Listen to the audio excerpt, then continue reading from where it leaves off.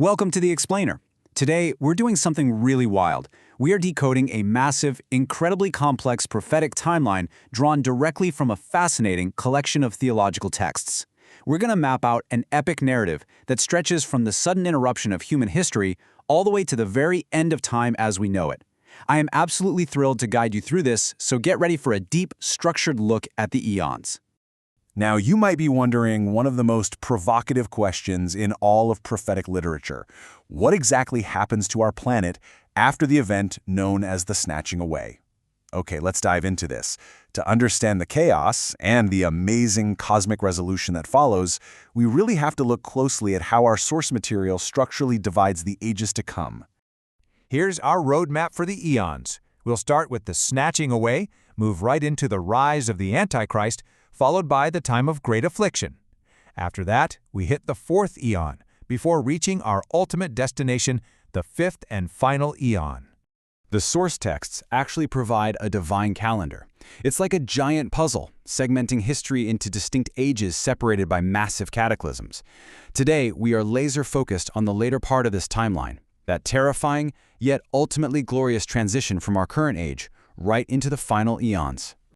First up, the snatching away. The source material gives us a highly specific breakdown here. Believers aren't just taken to some generalized heaven. They are snatched specifically to God's throne. Meanwhile, devout Jewish believers, the texts call them the rest of her seed, are scattered. And what's left behind? An apostate, power-hungry mass centered around a modernized financial empire in Babylon. I mean, this event literally resets the global board. Moving right along to Phase 2, the rise of the Antichrist. Now, what's really interesting about this next bit is how the text profiles this central adversary. The texts we're examining take a pretty surprising theological stance. They argue that Satan actually didn't fall from grace. No, he was created specifically, right from the very beginning, to be a necessary adversary. Operating on earth as the Antichrist, also known as the man of lawlessness or the wild beast, he's the ultimate foil. He is literally designed to publicly display the absolute supremacy of divine power when he is ultimately defeated. So what does this wild beast actually do once he's in charge? Well, the texts outline a terrifying consolidation of power. He ascends directly out of the abyss, the submerged chaos. He miraculously survives a fatal death blow to the head, completely astounding the world.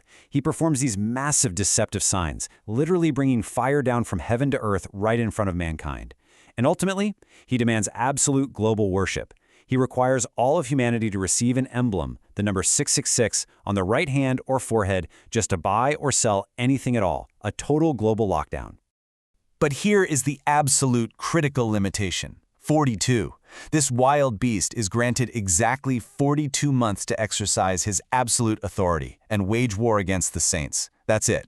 A highly specific, heavily restricted window of totalitarian dominion. Next up, the time of great affliction.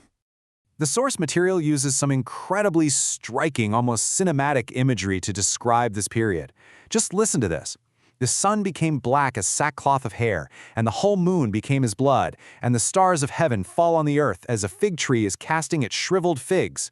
I mean, wow, it's describing an unraveling of the cosmos itself, where the heavens recoil like a rolling scroll, and people are literally hiding in caves from the sheer terror of it all. To put it simply, the physical cataclysms hitting the Earth are absolutely staggering. A star named Absent falls, poisoning a third of the rivers, turning them bitter. Mountains and islands are physically ripped from their places by massive earthquakes.